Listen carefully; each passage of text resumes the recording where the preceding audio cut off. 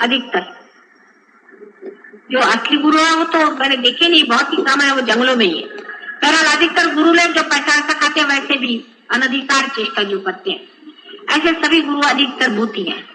उनके कारण आपके लेफ्ट हैंड साइड में हो सकता है, आपके कोई करनी कर सकता है, आपके ऊपर में कोई भूत बाधा हो सकती, वो भी आप स्मशान के पास गए हो तभी कोई डर गया हो, या कोई पागल आदमी हो। सब जो कुछ भी साइकी का है, मेंटली इमोशनल प्रॉब्लम है, इमोशनल प्रॉब्लम है, वो आपको जो है लेफ्ट हैंड पे पता चलेगा, और जो मेंटल प्रॉब्लम है वो राइट हैंड पे पता चलेगा। अब मेंटल का इतना क्लियरली नहीं होता है, लेकिन इमोशनल आप समझ लीजिए, और एक समझ लीजिए कि जिसे आप कह सकते हैं ईगो।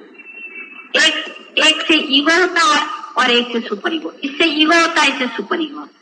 ईगो जो है अतिकर्मी होता है, बहुत मेहनत करने वाले लोग होते हैं, जो रात दिन काम, मेरे सर पे ये काम है, मुझे ये जिम्मेदारी है, मुझे ये करने का है, मैं इस जगह का फलाना सेक्रेटरी हूँ, इस तरह का जो लोग सोचते हैं, उन लोगों की ये साइड पकड़ जाती है। जो लोग लिथार्जिक है लेकिन भूत बाधा आदि में फंस गए हैं, कहीं उनको भय हो गया, कहीं कुछ होगा, जिनकी साइड, जिनको इमोशनल प्रॉब्लम है, जिनका सुपर ईगो गड़बड़ में है, उनका ये साइड। इस तरह से दोनों साइड चलती है। आप में जो दोष है वो आपको समझ लेना चाहिए। आप अगर है किसी वजह से, हो सकता है आपने कोई गुरु जी की सेवा करी होगी और उन्होंने आपको सेवा का फलस्वरूप आपकी एक कुंडलिनी की एक शक्ति खत्म कर दी, हो सकता है, अधिकतर ही होता है। तो उनका इलाज बहुत ही भद्दा है, लेकिन है वो आप जानते हैं। वो क्या बताऊं मैं आपको, वो आप जानते हैं कि पुराने शरीफ में उसका इलाज लिखा हुआ है कि ऐसे आदमी का नाम लिख करके और उस पर बंधन डाल के ताराबोली और उसको जूते मारना चाहिए, और वो इलाज सबसे अच्छा हमने देखा है, नींबू विंबू से भी बेस्ट है। और उस पर जितने आप जूते मारेंगे 108 कम से कम मारना चाहिए। ऐसे अपना बच्चा है, समझ लड़का है, बदमाश है, शराब पीता है, फंसाता है, उसको आपको बात ठीक करना, और पहले जो आप खुद पार होना पड़ेगा तब होगा। उसका नाम लिख करके उसको जूते मारो, रोज 108 वो ठीक हो जाए।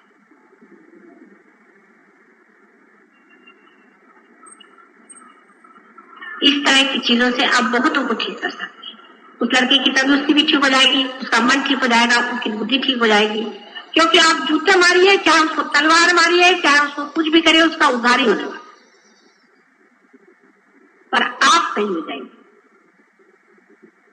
इसी कारण कभी कभी आपके वाइब्रेशन कम हो जाते हैं, घट जाते हैं। शंका आ गई, अब बहुत से लोग पार हो जाते हैं। उसका शंका ये कैसे हो सकता है, ऐसे आसानी से कैसे हो सकता है, ऐसे क्यों होगा, बस वाइब्रेशन। आपके मन में कोई अधर्म की भावना आएगी तो भी बंद हो जाएगी। आपने किसी गलत आदमी के घर में खाना खा लिया तो भी वाइब्रेशन बंद हो सकता है। उसकी वजह यह है कि उस आदमी ने, एक आदमी है समझ लीजिए बहुत ही खराब है, उसने किसी का मर्डर किया और आपको खुश करने के लिए आपको खाना खिलाया, आपने उसका खाना खा लिया, आपके नाभि चक्र में उसकी खराब वाइब्रेशन है, वहां से जो है, वहां के जो देवता है वहां विष्णु जी सो जाते हैं, वहां के जो देवता है वो लोग लुप्त हो जाते हैं, गुप्त हो जाते हैं, वो शांत। अब उनके वो नहीं हुआ तो वाइब्रेशन कहां से आएंगे, उन्हीं के थ्रू वाइब्रेशन चलते हैं। इस वजह से जिसकी नाभि अभी पकड़ जाए उसके लिए अच्छा यह है कि पानी जब आप हाथ में लें तो उसको जरा सा वाइब्रेट करके माथे में लगाकर उसे पी।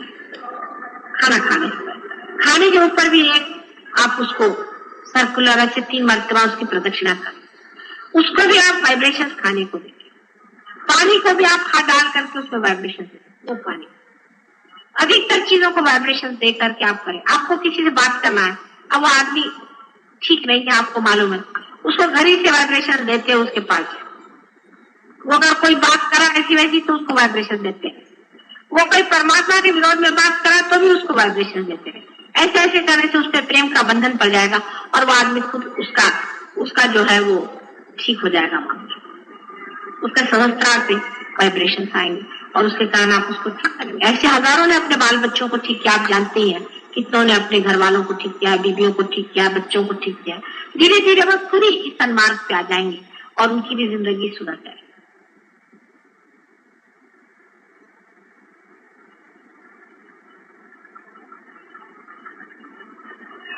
और कोई प्रश्न तो पूछे।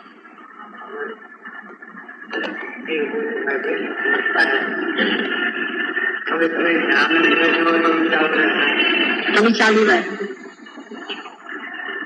सर में आपको एक तो यहाँ पर सर में, यहाँ सहस्त्रार में आपको पहले थ्रॉबिंग पता चलेगी।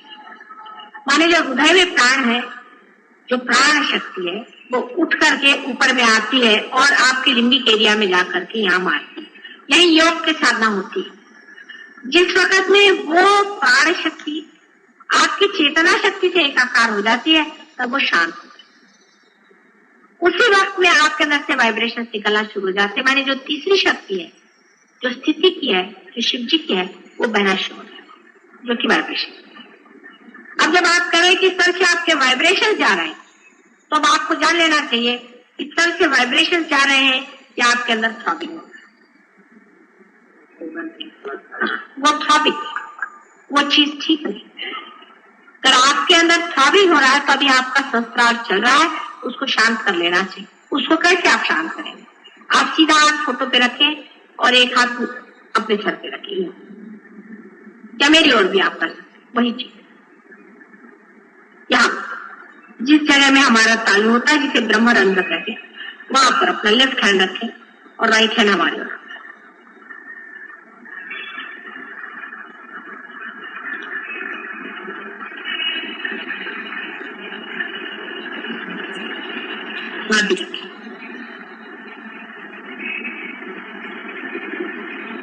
अब हर एक चक्र पे आपको देख लेना चाहिए। आप फोटो पे थोड़ी देर हाथ रखें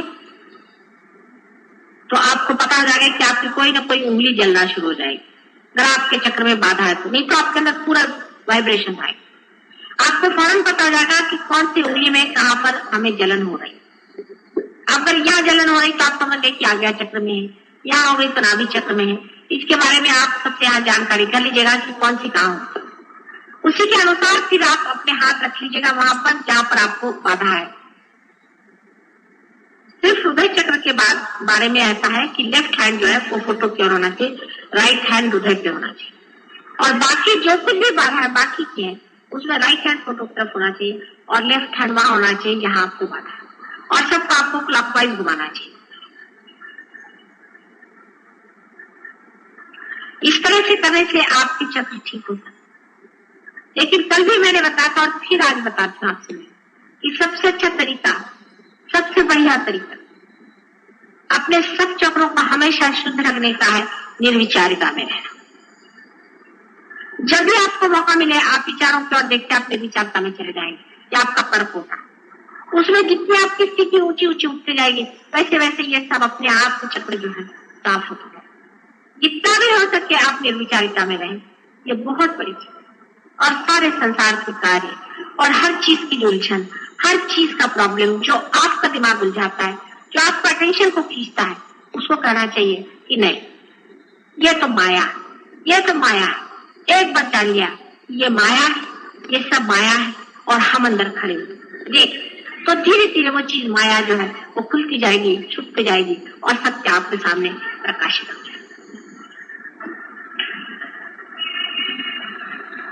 चित्त अपने ओर रखे, दूसरों की ओर नहीं। मैं देखती हूँ, मैं जब भाषण दे रही तब भी सबकी आंखें घूम रही। कोई आदमी आया उसको जरूरी देखना है, आंख का घूमना बंद करना पड़ेगा। जिस आदमी की आंख बहुत घूमती है उसको पार कराना बड़ा मुश्किल होता है। और मैंने खाना में कहा था लोगों से अभी अंबरनाथ कि आजकल जो लोगों की आदत पड़ गई है कि हर औरत जाए उसको देखे, हर आदमी जाए उसको देखे, आंख फटा के देखे, ये बहुत बुरी आदत है। इससे आंखों में आज्ञा चक्र पे भूत बैठ जाते हैं और मानसिक नाचिज्म होता है। ये जो फ्लर्टिंग जिसे कहते हैं, फ्लर्टिंग, ये एक भूत का प्रकार है, ये बिल्कुल भूत का प्रकार है। और जिस आदमी में ये आदत आ जाती है उसके लिए पार होना बहुत मुश्किल। फिर वो एक आदमी दूसरे को देखता है उस तरह का आदमी, तो वो भी जैसे इनको हमने देखा तो इनमें वो आदत आ जाएगी, जब दूसरे आदमी को देखे उनमें आदत आ जाएगी और ये बढ़ता ही जाता है। और ये भूत इस तरह के जो अतृप्त जीव होते हैं वो ऐसे लोगों के अंदर आ जाते हैं जो इस तरह से अतृप्त है और हर एक आदमी में आकर के वो अपना कार्य करते हैं। और ऐसे आदमियों की आज्ञा चक्र इतना खराब कभी कभी हो जाता है कि उसका बुद्धि में भ्रम हो जाता है और बुढ़ापे में उसकी बहुत मेमोरी वगैरह क्षीण हो जाती है। इसलिए आंख का स्थिति होना बहुत जरूरी है। आंख को आपको स्टेडी करना चाहिए। आंख को अगर आपने स्टेडी कर लिया, स्टेडी नहीं रखी, हर एक चीज पे आपको आंख घुमाने की कोई जरूरत नहीं। जब तक आपको कोई देखना ना हो, कुछ ना करना हो, आप निर्विचारिता में भी देखते रहे। किसी के और घूर के भी देखने की जरूरत नहीं, आप अपनी ही और देखते रहे। स्थिर आंख करना बहुत जरूरी है। उसी तरह से मैंने बताया था कि जिह्वा का भी स्थिर करना बहुत जरूरी है। जैसे यह है कि लोगों की आदत है या तो बहुत बोलेंगे या चुप रहे, बीच में चलना चाहिए। जब बोलना है तब जरूरी बोलना है, जब नहीं बोलना है तो चुप रहे। बड़बड़ करना, बकवास करना, ये भी एक भूत का ही लक्षण है। मेरा तो सर पक जाता है अगर कोई बहुत बड़ा आदमी साथ में आ जाए, और कोई अगर बिल्कुल ही नहीं बोलता है तो वो भी एक भूत का लक्षण है। आप देखते हैं बहुत से पागल लोग दो तरह के होते हैं, तो बकते बहुत है और या तो एकदम चुप हो जाता है। ये सब पागलपन की निशान। सहज योगी को चाहिए अपनी जिह्वा पे पूरा कंट्रोल कर ले, वो कर सकता है। उसी तरह से दूसरी चीजें खाने, जिस आदमी को खाने की बहुत लालसा होती है, बहुत खाता है, वो भी भूत है, और जो नहीं खाता वो भी भूत है। मैंने कल ही बताया था। तो इसलिए जिसको रस स्वाद बहुत है वो भी एक अच्छी चीज नहीं है कि साहब उनको ये पसंद है, उनको ये पसंद नहीं है। ये जिसने ज्यादा शुरू कर दिया वो गया जीभ के। इसका मतलब यह भी नहीं कि जबरदस्ती जीभ को कुछ खिला, मिल गया तो खा लिया, नहीं तो नहीं खा। किसी की गुलामी थोड़ी करनी, चाहे वो जीभ हो, चाहे आंख हो, चाहे कोई से भी अपना इंद्रिय हो, किसी की भी हमें गुलामी नहीं करनी चाहिए।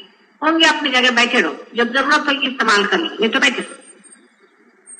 जैसे कि हमें बाहर जाना होता है तब हम कहते हैं कोचवान से कि भाई चलो जाओ सामने मोटर। ये थोड़ी है कि मोटर गाड़ी चलते हो कि नहीं चलते। इसलिए ये सारे आपके वाहन हैं, इन पे भी आप पूरी तरह से अधिकार जमा सकते हैं। अगर सहयोग में आपकी बैठक हो जाए तो आप सब पे अपनी बैठक जमा सकते हैं। लेकिन सबका फिर सूत्र वही आता है कि निर्विचार, फिर सूत्र वही आता है निर्विचारिता में। निर्विचारिता में अग्रसर रहे, और आपके अगर चक्र पकड़ना निर्विचार हो भी नहीं सकता। जैसे चक्र छूटेगा आप निर्विचार हो जाएंगे, बिल्कुल साइमल्टेनियस चीज। निर्विचारिता में रहना यही इसका सूत्र है। और जहां तक हो सके निर्विचार रहे, निर्विचार, क्योंकि विचारों से ही सब इंद्रिय भी आपके प्रति संवेदनशील है। सभी चीज आपको संवेदना विचारों से ही देते। अगर विचार ही ना आए तो आप अपने में समाये हुए पूरी करें। मतलब इसका मतलब बेहोशी से नहीं है, पर निर्विचार, पूर्णतः निर्विचार है। अंदर देखते रहे, निर्विचार रहे, उसी में आपकी प्रगति सबसे अधिक से अधिक हो सकती। सबसे आखिर में जो मैंने आपसे पहले अनेक बार बताया है कि सहज योग कल युग में जो आज पनपने वाला है, जिस दशा में इवोल्यूशन की स्थिति आ गई है, उसमें विराट का स्वरूप पूर्णतया खुलने वाला है। और इसलिए आप सब उसी विराट के अंग प्रत्यंग है। और आप अपने घर में बैठ करके अगर कहें तो आप नहीं ज्यादा आगे बढ़ सकते। आपको बार बार इसी सम्मेलन में आना होगा, साथ आना पड़ेगा, इसी ऑर्गेनाइजेशन में आना पड़ेगा। ये ऑर्गेनाइजेशन मैंने बनाया, किसी और ने बनाया हुआ नहीं। इसके विरोध में जाने की कोई जरूरत है। इसमें जो गलत लोग होंगे वो अपने आप गिर जाएंगे, उनको अपने आप जाना पड़ेगा, वो यहाँ टिकेंगे। ऑर्गेनाइजेशन के विरोध में अगर कोई बात करता है या ऑर्गेनाइजेशन की खिलाफत में कोई बात करता है तो गलत बात। दूसरी बात यह है कि कोई लोग आपसे अग्रसर है, उनको जरूरी अग्रगण्य मानना पड़ेगा। जब तक आप उनको अग्रगण्य नहीं मानेंगे आप भी अग्रगण्य नहीं होंगे। अगर आप एक अफसर, आपका बड़ा अफसर है, जब तक आप उसको अफसर नहीं मानेंगे आपको भी कोई मानने वाला नहीं। और उसके तक पहुंचने के लिए आपको उसको मान को चलना पड़ेगा, नहीं तो आप उस पोजीशन में कभी जाएंगे। उनसे जलसी करना नहीं चाहिए, उनको मानना चाहिए। जो आपसे ऊंचे उठ गए हैं ऊंचे उठ गए, उनकी बात को मानना चाहिए। क्योंकि सहज योग साधना और ऑर्गेनाइजेशन भी दो चीजें हो सकती, और सहज योग में जो लोग आगे पहुंच गए हैं वो लोग पढ़े लिखे हो चाहे नहीं, उनकी कोई पोजीशन हो या नहीं, वो किसी दशा में हो या नहीं, लेकिन सहज योग में अगर वो खुले हुए ऊपर में है तो उनको मानना ही पड़ेगा। इसकी सीनियरिटी अपनी बनती है, कोई गवर्नमेंट की बनाई हुई सीनियरिटी नहीं चलती, कोई रिकमेंडेशन से नहीं चलती। क्योंकि आप बहुत बड़े अपने को समझते हैं नहीं चलती, उनकी बात माननी पड़ेगी, उनसे जलसी नहीं करनी पड़ेगी। क्योंकि ये गलत तरीके। मैंने बहुतों को देखा कैसे गलत रास्ते की और गलत बातें बहुत से बोलती, और इसीलिए उनकी प्रगति होती ही बिल्कुल नहीं होती। जहां के तहां जमे बैठे आपस में 4 गुट बना करके ऐसी बकवास करते रहते, और ये सोचते नहीं कि आदमी क्यों इतना नजदीक है और क्यों दूसरा आदमी पीछे हट गया। अपनी प्रगति करो, अपने को बढ़ाओ और नजदीक आते जाओ, पास आते जाओ, शक्ति के बिल्कुल नजदीक आकर के शक्ति में एकाकार हो जाओ। ये संभव है, हो सकता है, गृहस्थी में ही हो सकता है। इस गृहस्थी को ही मेरा अनेक बार नमस्कार है। और आपको आश्चर्य होगा कि हर समय जब भी आदि शक्ति का अवतरण इस संसार में हुआ तो वो कोई सन्यासिनी के रूप में नहीं आई, उसने अपनी गृहस्थी बचा के ही बना करके संसार में कार्य किया।